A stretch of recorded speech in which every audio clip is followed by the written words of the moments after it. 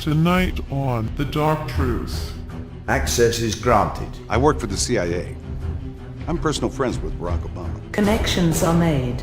That's when the plans for Hurricane Katrina began. Secrets revealed. It was Dick Cheney who told me not to carry a cell phone. Shadows illuminated. I don't even have a tax return. I don't have a social security number. Nothing but truth. Truth, the truth. Reba National Choir. Okay. This is The Dark Truth.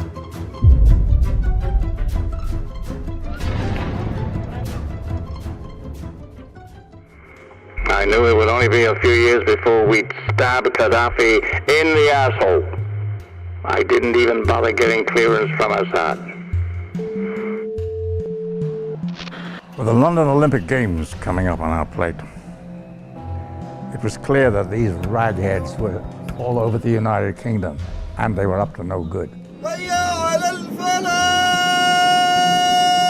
Now, I'd recently been named the president of the Terror Council of the Committee of the Olympic Games. I was put there along with Scott Hamilton and Elvis Touchcoat. And we knew that the Olympic Games was a target which was going to attract Al-Qaeda and their affiliates, but it also gave us a tremendous opportunity to get to work on them. They make you president of the London Terror Squad. Yes. All right, go ahead, keep rolling. Well, fast forward to the White House. John Boner and I went to Yale. Now I got a personal pass to the White House anytime I want. I had met with Henry Kissinger at Applebee's in Cranston. He handed me a manila folder. Inside this folder was a black and white photograph of Tupac Shakur. This was 1 week after the Tupac murders. You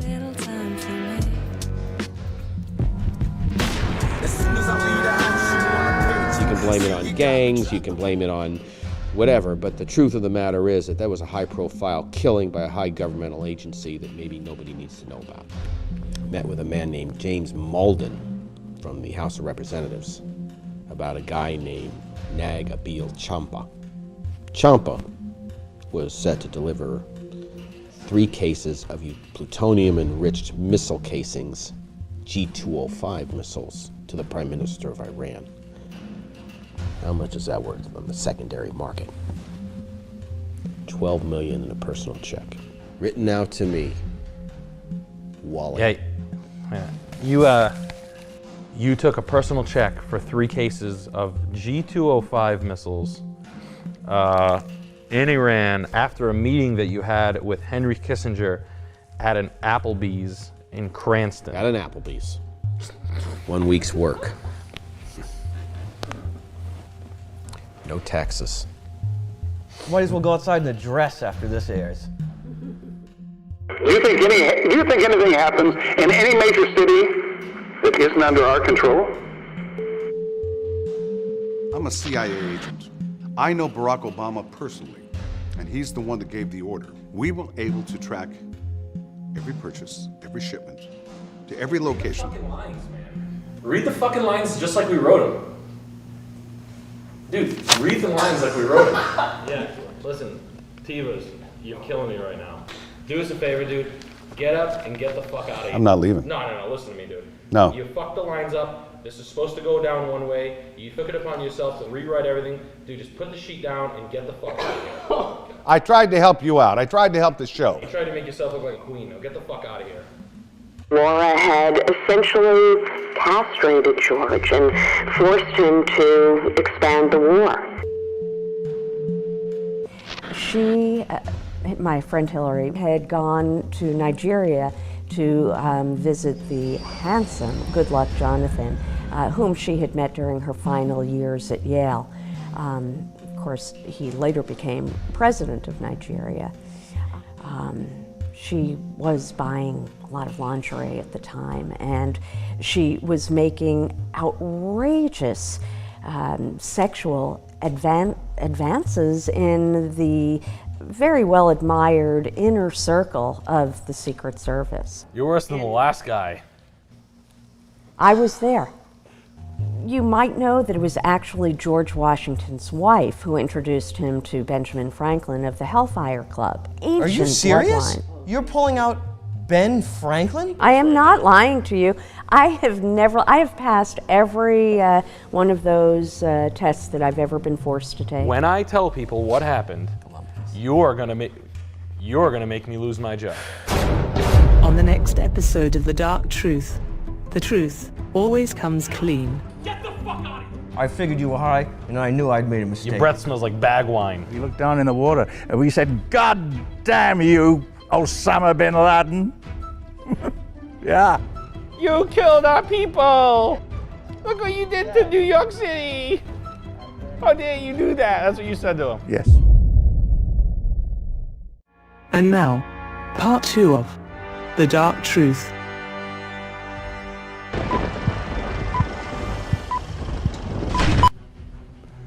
Well, fast forward to the White House.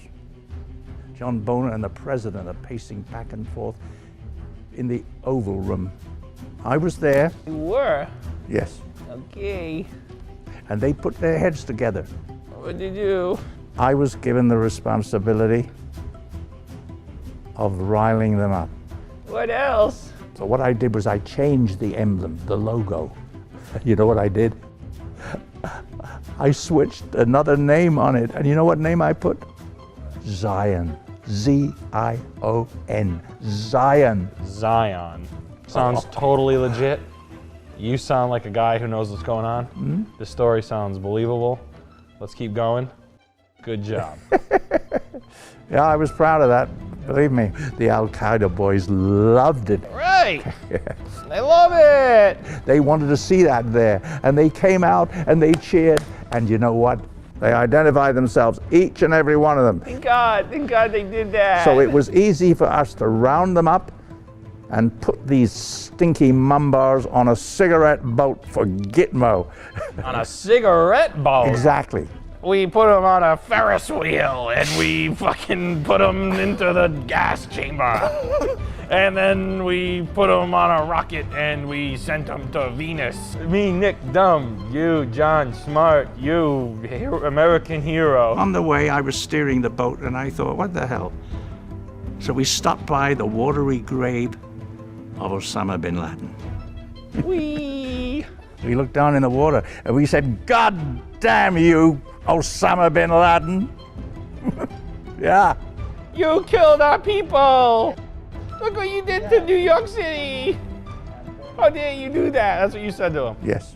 You made them repent. Yes. Did you make the terrorists look over the side of the boat into the water? Yes. You did? And you were like, look what your friend did! Look what your bad man, he did the 2 things in New York. That is true. Billions, probably trillions of private interest invested in this rogue 80-year-old man. I was a perfect choice, and you know why? Because of my age, nobody would suspect me. Dude, listen, I was on that cigarette boat, and I made the man who was the steering wheel, I made him stop at Osama bin Laden's burial site, and that's... Come on, beat it.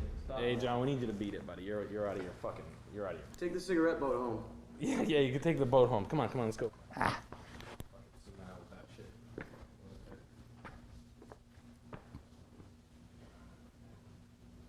Get out of here, dude. Yeah, John, leave, dude. Fucking leave.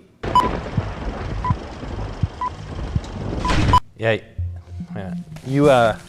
You took a personal check for 3 cases of G205 missiles in Iran after a meeting that you had with Henry Kissinger at an Applebee's in Cranston. We meet in subtle places there and talk about different strategies around the world. No. I was given that information from him that he was interested in 3 plutonium missile casings to deliver to the Prime Minister of Iran. Now, we needed solid evidence, so Dick Cheney had me go and pick up the check from Champa, which he personally oversaw, so he could take this over to the Senate committee. What the fuck are you talking about, man? What do you mean I met with a man? I know what I'm talking about. Where'd you go? Did you go Bank of America? Did you go to Fleet Bank? He made sure the money went through and went to I got 16 accounts all over in Switzerland, Belgium, France, England, and the United States. So the money was dispersed evenly in different bank accounts for my leisure. That's a lot of fucking bullshit. Now, I'm not lying about this, if that's what you're saying. How am I gonna tell someone this story? This story sounds like it was made up in fucking Candyland. I met with Nagabil Champa. There's Champas everywhere. They're all over here. If it wasn't for people like me who actually do something and have high-level profile information and intelligence, you'd see a lot of dead bodies floating around this country, and maybe at places like Disneyland or Magic Mountain or the Dolby Theater, or places where people congregate. But people like me, we stop hundreds of terrorist attacks every day, and nobody gives a shit. You're lying to us right now. No, I'm not. Dick Cheney was there. I mean, if you can't Google. You're lying. You can't Google Nagabil Champa because he's a hidden man. Get up! Get the fuck out of here! Get up! I'm out of here! Sorry, I just wanted someone to listen to me. You know, I wanted to say something. You this fucking idiot out here? I just wanted to matter. I thought maybe. Get up!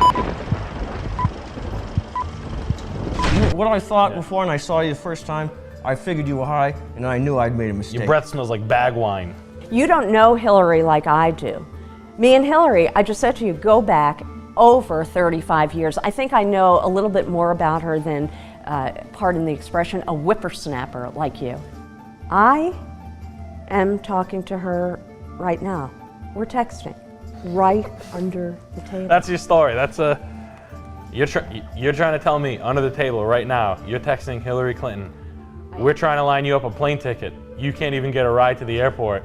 And we have to fly you in.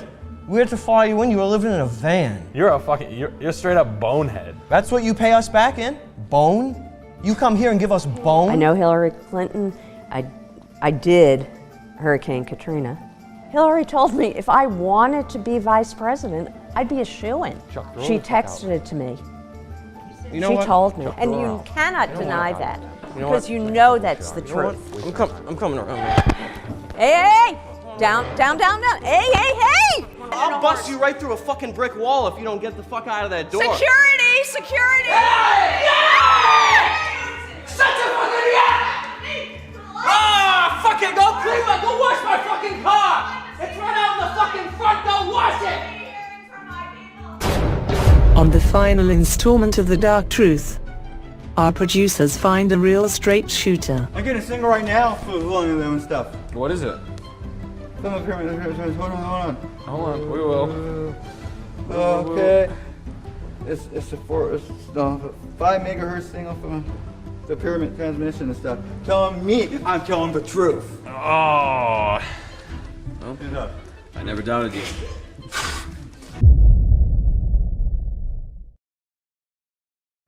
And now, the final installment of The Dark Truth. You want something dark? You better be prepared and stuff. You're going to be sleeping with a night light on after this and stuff, you know? Lock your doors at night. You know, these blizzards and stuff are dangerous, you know?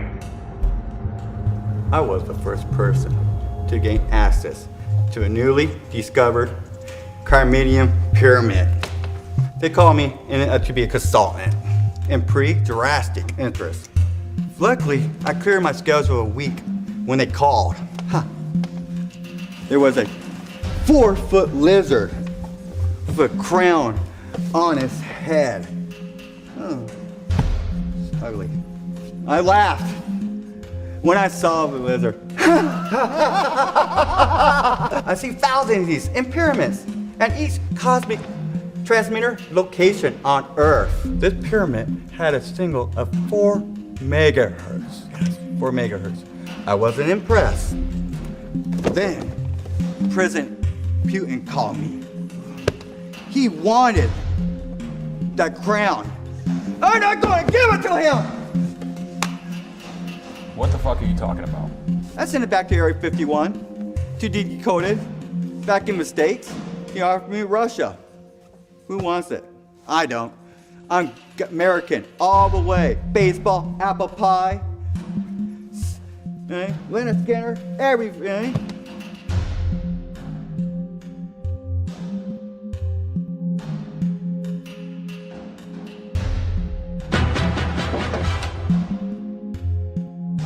Tommy, we appreciate you coming in. We appreciate your honesty and sharing your story with us. We understand that it puts you at quite a high risk. I know what so I wear tinfoil in my head. I think that aliens really reading my thoughts out there. Exactly our point. The lizard lives in the fourth dimension, right? Oh, yeah. For dimension and stuff. But they're guarding the fifth dimension. Let me interrupt you right there. What you're talking about right now completely aligns with all the information we've received from our research teams at MIT, at Carnegie Mellon, Oxford, various research institutions across the world. Yeah. So please continue. You know, if our American government gets their hands on me, what? Their government, our government, trying to get their hand on me for everyone else out there.